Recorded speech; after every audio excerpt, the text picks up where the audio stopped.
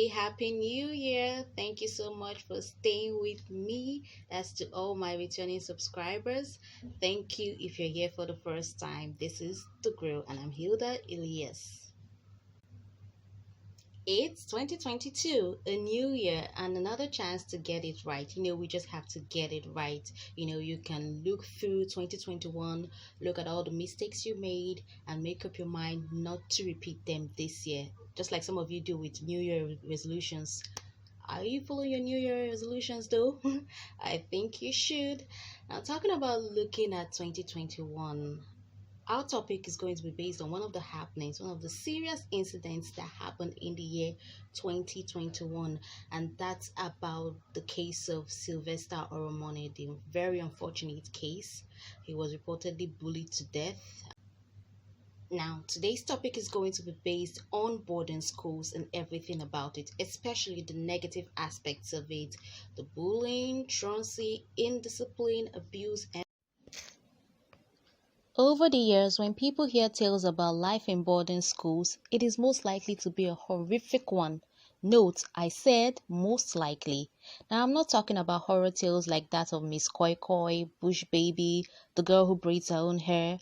I'm talking about horrible experiences from sexual and physical abuse to not being well fed, being initiated into lesbianism or homosexuality, and being bullied. But we're going to focus more on truancy, indiscipline, and bullying. Don Davis was lucky to survive, but unfortunately, it wasn't the same for poor Sylvester Oromoni, who was reportedly bullied to death by 5 seniors who were trying to force him into cultism. Now, imagine cultism going on in a secondary school. Crazy, right? I really hope his family gets the justice they deserve, because the most recent news about the boys and the school authorities being absolved of all blame is not funny at all. The worst part about bullying is that it seems to be an endless circle. A young boy or girl goes to a boarding school and is bullied all through by seniors. When that boy or girl becomes a senior also, he or she does the exact same things to other juniors, and the school authorities do absolutely nothing about it. I recall the story of a lady whose son was always being bullied in secondary school, that was in boarding school. She came to report the case to the school authorities, and as she was about leaving, the gateman who knew of this case told her, "Madam, just be settling these boys if you want them to leave your son alone." Ever since then, each time she came over to visit her son, she gave those boys food and money. It was the same situation with other kids who were never harassed by seniors. They settled them and the boys leave them alone. It's crazy, because the school authorities knew about this and did nothing. They simply are encouraging truancy and indiscipline. I don't believe anyone can take care of a child more than the parents can do that themselves. So let's see what some people have to say. What do they think about boarding schools when it comes to bullying, truancy, indiscipline, and also, would they put their child in a boarding school, or would they advise anyone they know to put their child or children in a boarding school? Because left for me, I'm never going to put any of my children in boarding school. Any act of discipline, because some people say, oh, if you send them to boarding school, they'll learn how to be independent on time, don't be doing mommy, they'll grow up fast, everything. Every kind of responsibility and independence I want my child to learn, they have to learn from me and their father, not from strangers outside. So I don't know about you guys, but let's go listen to what 2 individuals have to say about this. We'll be listening to their voice notes very soon. Well, I've never been a fan of boarding schools, and I think it is down to the fact that my mom didn't encourage us, any of us, to attend a boarding school. And as I got older, I got to understand why. There's no way you would attend a boarding school and you'll be very close to your parents. So I think one of the disadvantages is alienation. Your parents don't really know who you are. You can easily hide your personality from your parents for 2 or 3 weeks while you are on break. But when you're staying with your parents on a regular basis, that is impossible. It is impossible because parents are actually good at raising their children. I mean, parents who actually have time for their kids. I mean, regardless of how busy a parent might be, he or she should create time, ample time, to monitor his or her children. And I think that is what all good parents do. So So parental upbringing is quite important. It's quite important in the life of every individual. It is quite important. It goes a long way in determining the progress of a person in life and the person's attitude generally. So when you talk about bullying, you're asking about that kid. I heard about the kid now. I followed up on it, but at least I was able to get bits and pieces of what happened. So, which was a very unfortunate incident. So that takes me back to what I was saying initially. Such a kid, normally, I believe that a kid's formative years actually cut across the period he or she spends in the second cuts across his or secondary school years rather. As maybe between the ages of 10 and 18 to be precise. This is the very, very, very delicate phase of a child's life. So if he or she gets it strong at that stage, he or she might get it strong in life. So if the impact of a parent during that stage of a child's life cannot be overemphasized. All these things are interconnected. The only advantage a boarding school has, in my own opinion, is that truancy. It is difficult to indulge in truancy. It is very difficult because you have guards, you have security agents who would ensure that you stay within the school premises. But apart from that, I don't think boarding schools, I don't think they have any significant edge. I don't think so.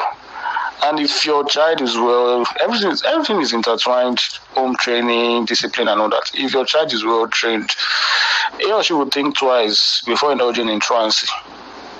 It wouldn't even occur to the child because, okay, fine, I never even thought, I attended a day school all through, I never even thought of being a trans for once. It never crossed my mind because I had proper home training. So I think that going to boarding school actually lessens the relationship between parents and children. I feel like maybe before you go to boarding school, you used to tell your parents something and all those things. There's this close relationship you used to have with your parents. But once you send them off there, they are in a kind of jungle that it's not safe for their maturity or mental well-being. Let's say your kid is 18 plus, having picked that adult stage, it would be very easy for them. It's kind of you exposing it to a ball. Being 14 or being 12 and you're sending them to boarding school, there's this relationship that you have with your parents that will just reduce, and it might even lead to secrecy and also not being open to your parents when you come back to school based on the threats or whatever you must have received, and they'll tell you that your parents are not going to do anything about it if you tell them or if you keep something a secret. I can't send my child to boarding school if it's not the appropriate age, but I can send my children to boarding school when they are appropriate age. The boarding school now is tertiary institution.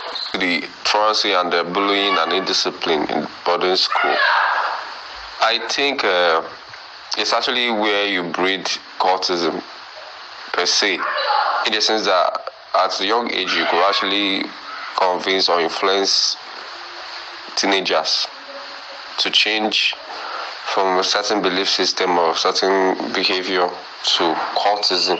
And it's very, very hard to unlearn those habits.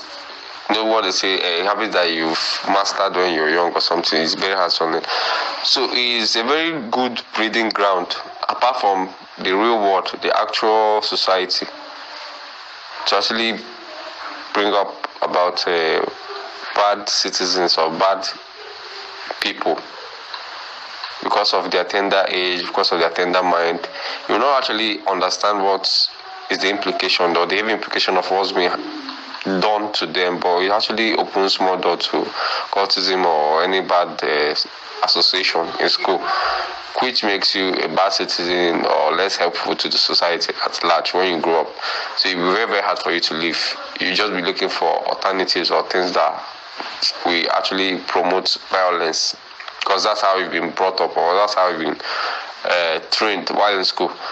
I think for those things to actually take place, I believe those people that are sponsoring or are heading the bullying movement per se, if there's something like bullying movement anyway, it's from major sponsors or major contributors in the school. Let me say a proprietor's son can actually be balanced becoming a bully, because he knows that, okay, fine, my dad owns this school, or my dad owns a capital share in this school, so nobody is going to treat me with huge consequence in school. And schools also, they'll have to hide such news just to save their reputation from the public, so that it will not actually damage the school reputation or maybe.